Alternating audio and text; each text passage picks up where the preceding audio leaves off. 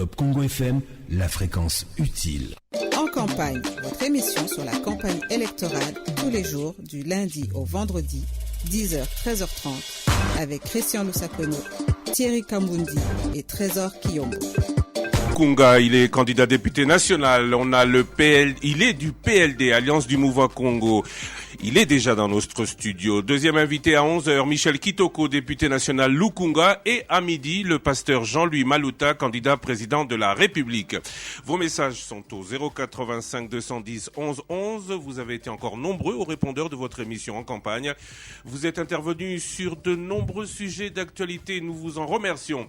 080 770 70, c'est le numéro SMS et WhatsApp. Nous attendons vos messages. Trésor Kiyombo est prêt à les lire tous, autant que faire se peut. Du lundi au vendredi, de 10h à 13h30, votre émission en campagne. 88.4 FM Top Congo, c'est le 16e numéro, jour J-19, avant les élections du 23 décembre. Trésor Kiyombo, j'ai déjà cité son nom. Thierry Kambundi à la présentation de cette émission. Autour du micro, Christian Lusakono, votre fidèle serviteur. Merci, bonjour à tous d'être là. Thierry Kambundi, comment ça va? Ça va bien. Comment ça va bien? Et ça va bien, ça va très bien. On est là. Tolobi déjà, invité Nabiso Aliboso, Azali Nabiso Awana Studio, comme on a Jackie Ndala. Jackie Ndala full, je sais pas pourquoi. Jackie Ndala, en tout cas, na tunaki na obi, oui, chantier en ose tongo zawapi. En tout cas, bako bazan la WhatsApp, bako la siko WhatsApp à Top Congo pour modèle à Lati. En tout cas, ils a qui salume banda. Na peut-être ça ils a ko buka. Mais en tout cas, aina bundeli nyonso. Bon. Na pas où ndeka ezomona na ba fiche de campagne. Bon, ba la siko sommaire, ba invité baza combien, ba comment ba invité bazali Misato. Deux candidats députés nationaux, il y a Lukunga, Jakinda la Toroyambaye Sikawa, Yami Balé Toroyambaye na 11h et candidat président de la République Moko Joseph Mpa Maluta. Jean-Louis Maluta. Maluta. Voilà. Il y a Azali Pasteur. Azali Pasteur. Asala qui prophétie alors qui est mtaza candidat président de la République bon to so non il mtaza candidat to il mtaza président il mtaza président de la République to le belango tout à l'heure mais sikoyo place à notre premier invité Jackie Ndala mbote nayo mbote ndeko Thierry mbote ndeko Christian mbote ndeko Trésor le trio bon toloba awa avant to zoyo to tunu mituna 5 minutes maloba mboka yo oza candidat pour nini pour la Nino Lingi Bana Lukunga cette fois-ci va voter. Et puis caméra Isakuna hein? OK. Au talent bien. Yo na vu comme ça nango. Batata bama bandeko. Nsomi ya Congo démocratique. Mboka oyo ezali mboka na yo, ezali mboka na ngai.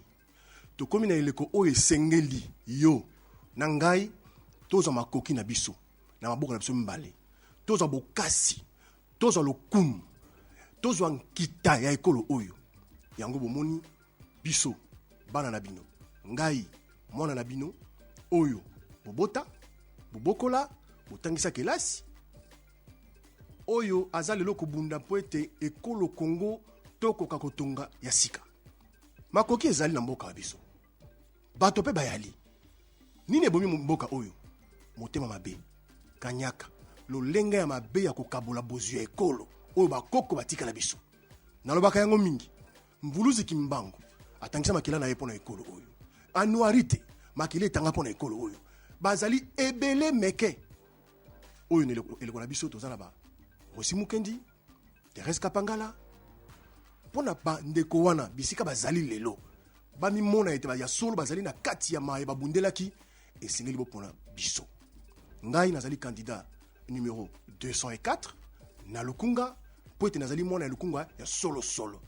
kotala pe mayena koloba kotala pe mayena kobanza etalisemi ya solo te nga nazali oyo azali kopesa lokumu na Lukunga azali kopesa fierté na Lukunga poete ngai na bino toyebani yango moninga na lobi Lukunga kombisa ngai député na yo makoki ezali esengeli biso bakeli mibeko tokota na kati ya ndako ya palais du peuple po ete tokela mibeko oyo ya malamu kolandela yango kokende peti na esika oyo azali kotosa mibeko te kopesa ye mbano kolongola na musala kokotisa ye boloko yango nde misala tokosala moko na moko esika azali oyibi pasi mboka ezali na yango tokomi na ngonga ya le 23 décembre oyo yo liboso ya lokasa na yo kanga malamu liboso ya lokasa na yo ozali kokoma lisitwale ya sika obaloli lokasa ya kabila okomi lokasa ya sika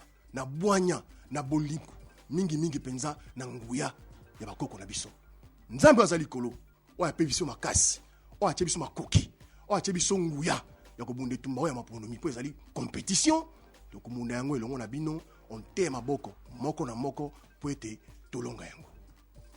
Merci beaucoup Jackie Ndala. Christian Lusako a dit tout à l'heure que Messani déjà déjà la caméra dans le lobby aux Zalaki journaliste aux Zalaka en 2011 au Kotaki moi les kolokaka moko na politique kasisika apenza au côté de plein pied na masolo yango pona nini olingi kokani komema vraiment nini na masolo ndeko Kambundi ya solo boko tuna mituna po bozali bapanzi sango bolingi boyeba mboka oyo lolenge ezali kotambusama eyotambusa lolenge elongo bani te soki tolobi yango te toyali oyo babi na lopoto balache batraître po ete biso moko tosala mpe toyalaka mpe na kati ya majorité présidentielle bao bayebi yango na kati towandaka deja kobundisa kaka lolenga mabe ya kosala boni moto ayibi bokokanga te boni moto asali mabe bokonona na mosala te boni nyonso wana kanyaka ekosalema na moi bokesenya elite na moto ay ko salaka alonga epai na ndako ke tina mosala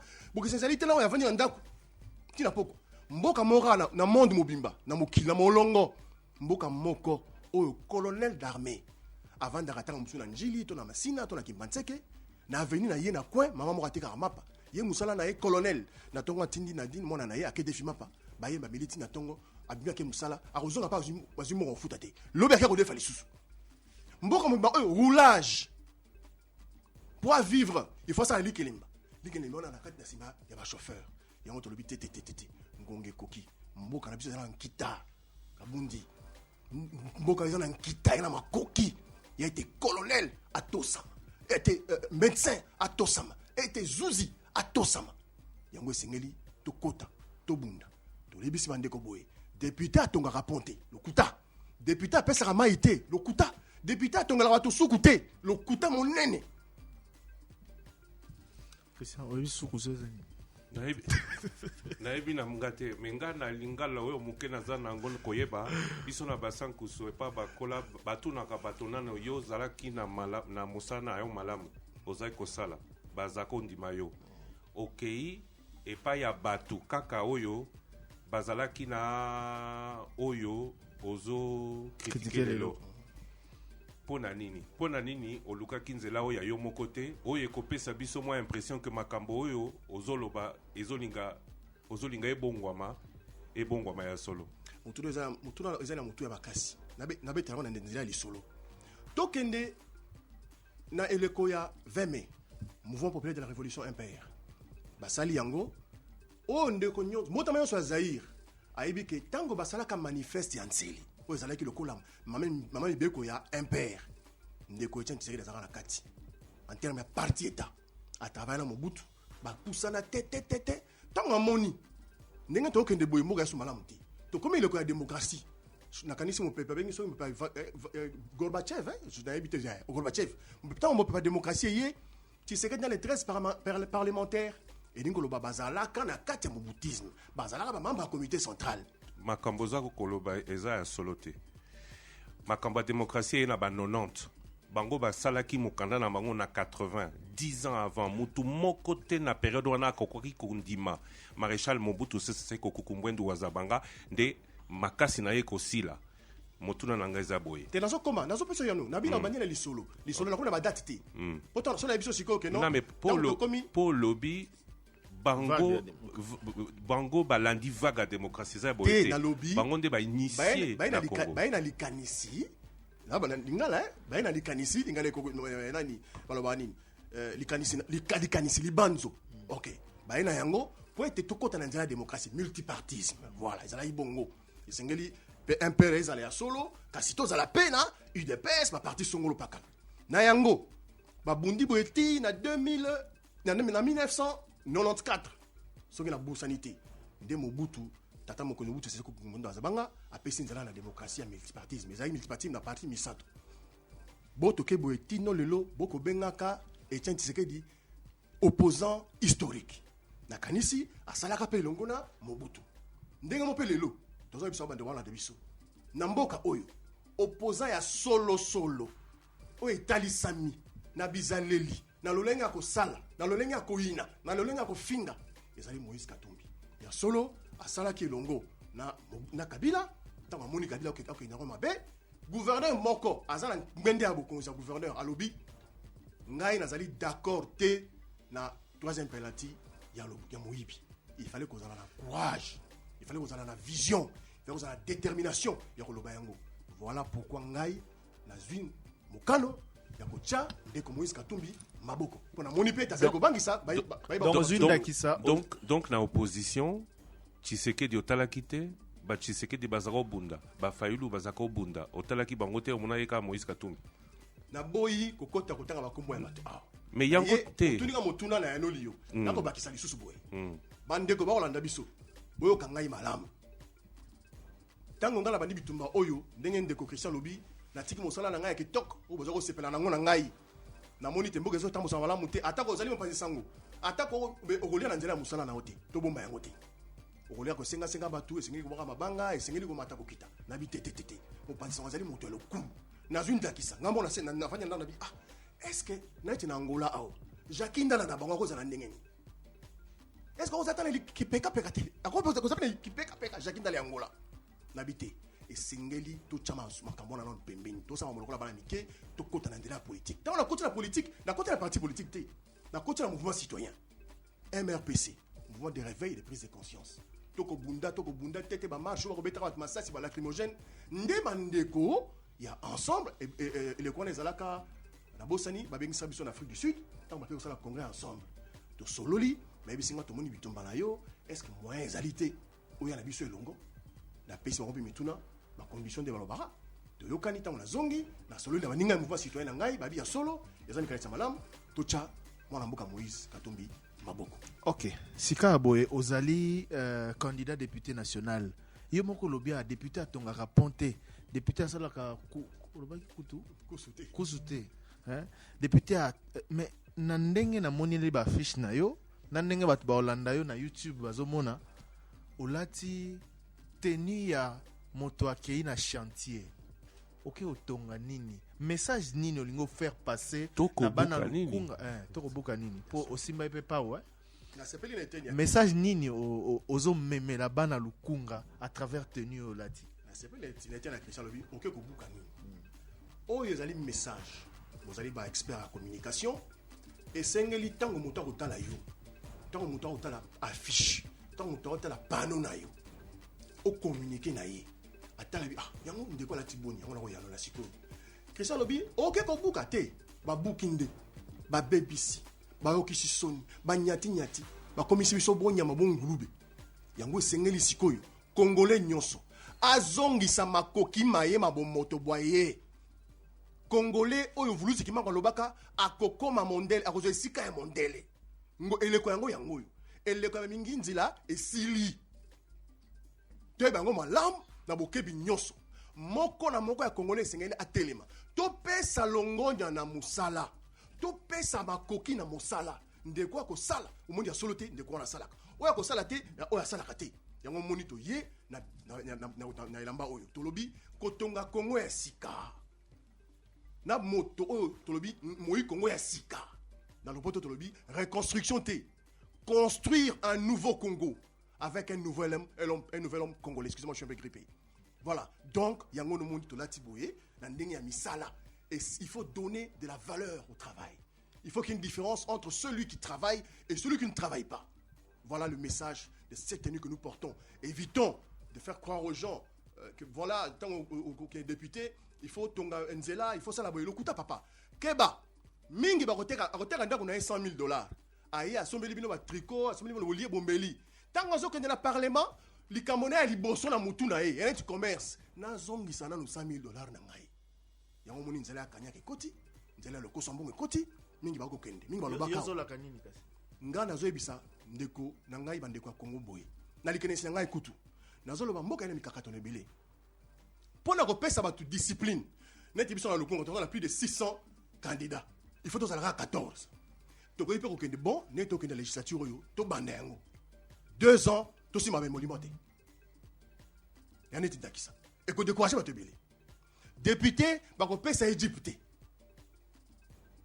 député ata oza na Rolls oza na Cadillac na yo oza na Mercedes na yo evande mpono na ndako ntango bozoya na assemblée nationale bis ezoya kozwa na kitambo etelemi na epa député ezwi ndeko Thierry ye etelemi na ngalima ezwi ndeko Tsongolo bis ya bien climatisé bino nyonso pa boye bokoti ndenge moko makambo ya te avant osomaloba na parlement liboso na kati ya assemblée nationale il faut kana lopoto niet nakoloba na chiluba nakoleka binongo vobimba nakoloba na swahili bita sema na musikia ngona nisikia tana kabisa donc ke tuba na kikongo yoke ndiga na mono donc ba valeur wana il faut tozongisa yango et moto ko zongisa yango ezali kaka député national ngulube na minginzi la 081 770 70 numéro de SMS nazoka yote 081 770 70 numéro de SMS et WhatsApp. Trésor Kiyombo, déjà des messages pour le candidat député Jacques Ndala. Numéro 204. Beaucoup de messages. Bonjour Top Congo, je voulais savoir quel est le parcours académique de monsieur Jacques Ndala. Merci beaucoup, je suis agrégé de l'UPN et j'ai un diplôme aussi en marketing. Et j'ai fait 2 années à l'école royale à Casablanca en communication et culture africaine. Notre message, bonjour Top Congo, félicitations Makasi Boyambi, Jacques Ndala, Akenda Wapi, na télévision Azole Kalisu Suite Ponanini, numéro naïe à candidature, Eza combien, on vient de donner, Eza héritier Ayembo. Ok, na télévision Longolangai, pour la télévision publique, vous voyez que la télévision RTNC, les lots est commis côté Moko Kaka, donc ce motaboti mon ambalio sous l'impulsion chef de l'État. Il y a un autant on a salarié mission Moko. Dans le bas qui est Sengeli, on a dans président Ligue des jeunes, il y a CCU, la seule émission, on a le bien en tout cas, tout comme la veille à l'élection, il faut Raïs, déjà dans la minute où après ça soit jeune valeur, tout le monde a déjà que non, et qu'on a l'un remplacer, pour préparer le terrain, il soit jeune, il y a majorité tout dans la discours. En tout cas, tout ça, c'est la calamine qui a fait, ça bisonne dans la candidat, la majorité. Dans la salle Bongo, le bilan on a eu, les galamtés. Après, on a Vanananda. Après, non, après, bon. Voilà, juste pour le Bongo, il y a un bébé sans salaire en Gaï, mais dans le bar, pour l'intérêt à Congo, pour l'intérêt à Banana Gaï, pour l'intérêt à Banana Bisso. Et là, ça peut assumer. 080 770 70, vos messages SMS et WhatsApp. Bonjour Thierry, Bayaka Kaka Boye Loko la bazoa déjà Congo na otage et ça l'a rien. Awa Azoloba, est-ce que Akoko tana molongote? Ya solo ndeko ce qui yango tozolobati ngala lobi ngape nazoloba ningo zoloba wana yango mona zima kokia okota na kati ngambo na zamisa lela na kati pona yeba nanu nini simba kate au fait mboka oyo tozoyeba mingi te tozosala politique na lolenge ya kibudi mbang lo yenge politique pende ya nini po ozala penda moyi politique ya solo esengelo ozana na yambo ya bolingo ya yomoko moto bolingo ya mwasi na yo soko bala na bana soko bota bango ndesi mokobi kolinga ba voisin na yo kolinga avenue na yo kolinga quartier na yo ndeo kozama koki ya bomoto ya solo esengeli ekolo esika na vandi nzinga na ngai embata nkita emata tango moto na bakanisi ya bongo omona penda kotambusa politique malamu yango tolobi ezali masekite mboka oyo ba konzi biso uta 2001 ba konzi biso na motema likundu stratégie ya politique ya lelo ezalaki ya pouvoir oyo kende lelo ezalaki kokomisa population congolaise moi Congo mobola la France va lui paupériser, devenir pauvre pour manipuler bino. Et puis te dépasser.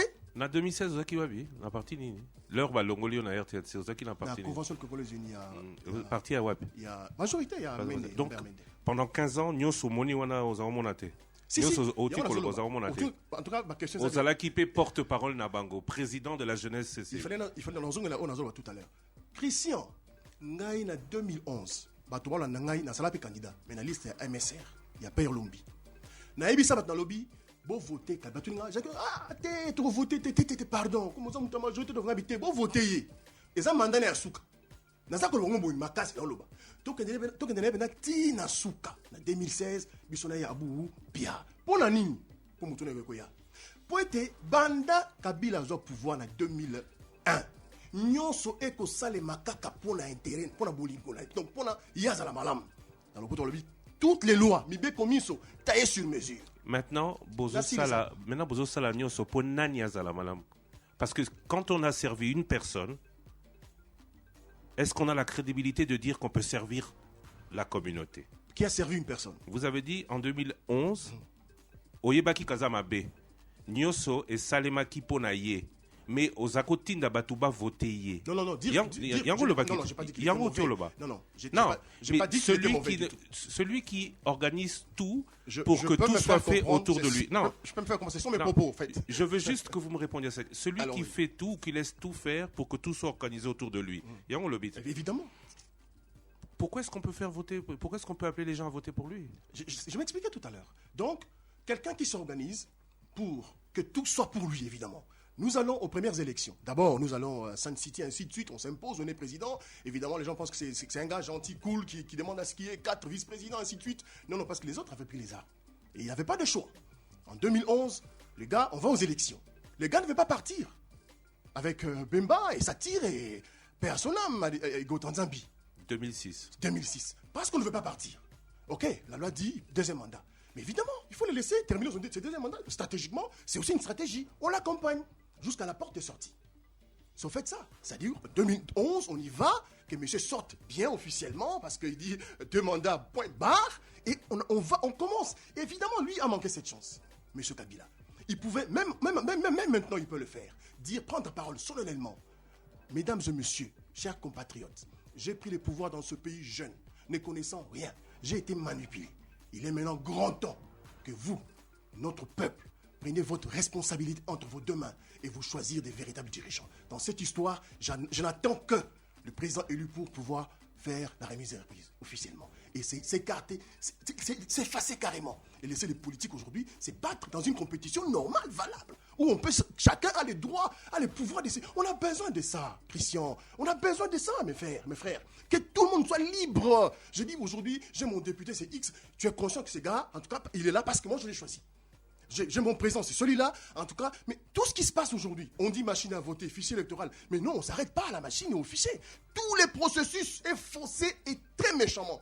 Le souci, c'est un peu comme si on s'attend que le 24, le 25, on va proclamer que ça barde. Mais les responsabilités seront partagées à ce moment-là. Donc voilà un peu la situation dans laquelle on se retrouve aujourd'hui. On nous amène vraiment manu militari, on nous tire vraiment au cou comme des porcs. Bon, aucune élection. Aucune élection. Et nous, on n'est pas d'accord avec ça. Jacques Ndala, candidat numéro 204, merci beaucoup d'être venu. Merci Totondi Obotondi Yaboye Yawana Top Congo. Lilobano Asukazani. Na Kumisi Nzambe, na Pesibino Longonya, ya solo Bozali Bilombe, et Sengeli Mosala ya Mpanzango Zalaboye. La kanisi na Koloba Yango Awa, na Solara on a Christian, na le moto dans la bi. Programme ya radio où ils allaient programme où il fallait normalement la télévision publique. Le journaliste de la télévision publique a baigné ministre dans le téléphone pour tout naïe. Le journaliste de la télévision publique a baigné ADG dans le téléphone pour tout naïe. Et c'est ngeli ezala bongo. Ya moto zo bunda. Ceux qui te côté na parlement wana. Toko zongi sa penza RTNC na katikati ya nzela. Journaliste Terry Kabund marono bango koleka moto aner. Pour aner rezo na DGM. Agent aner azali agent tel boy okomi na beach boswani éduqué bano ngasa moto aner ate. Agent aner azali 007 James Bond. À service et à renseignement, discrétion totale. On lui donne le moyen pour faire son travail. Mais un journaliste, ce soit quoi, il a un dossier, moi, un ministre, toi, un DG, toi, un député, Azolenga, ainsi, journaliste, raison, la valeur, on a eu. Voilà, biloko to bunda ngwana. Batata bandeko, moi, na bino, ngaye, toye bani malam. Ya solo, nyonso otokoloba. Ngaye na banza kage, vuluzi kimbangu, mulimo na ye, makasi na ye, soke simi biso nyonso, lelo, na bolingo ya Congo démocratique. Tokosala bikamo molongo mobimba. Lukunga komisanga député na yo 204 vuluzi kimbangu uli mona etambola likolo ya boss bandimeli penza to akoko na biso babunda makile tanga pona ekolo ya kombo tata ya mwana ya molimo santo olata obanolata peka boye na Assemblée nationale. Et ça, même ministre a pas bouillé. Non, l'Assemblée nationale pose la parole, il faut un costume. Donc, on a changé. C'est là qu'il y a un règlement d'ordre intérieur. Chaque législature, il y a un règlement d'ordre changer. Tant que le ministre a un costume cravate, ça va s'en à Kolekate, il faut aussi respecter. On a dit qu'on l'a dit Christian. On l'a TikTok. Thierry, on l'a TikTok. On l'a dit les chemises dans les poutres, oui. Le bas. Mais ça c'est un Ouais, habit de c'est travail. complexé, Bato. Non, ça c'est un habit de Le travail. député n'a pas un habit de travail. C'est vrai que ça, c'est un habit de travail, c'est une tenue de travail. Mais le député n'a pas de tenue de travail. Il vient pas en singlet, s'il vous plaît. Voilà. Candidat numéro 204, Jackie Ndala, full. District Lukunga. 085 210 11 11, le numéro de téléphone du répondeur de votre radio. On écoute les messages que vous avez déposés, différents sujets. Top Congo FM, la fréquence utile. En campagne, votre émission sur la campagne électorale tous les jours du lundi au vendredi, 10h, 13h30, avec Christian Lusakono, Thierry Kambundi et Trésor Kiyombo.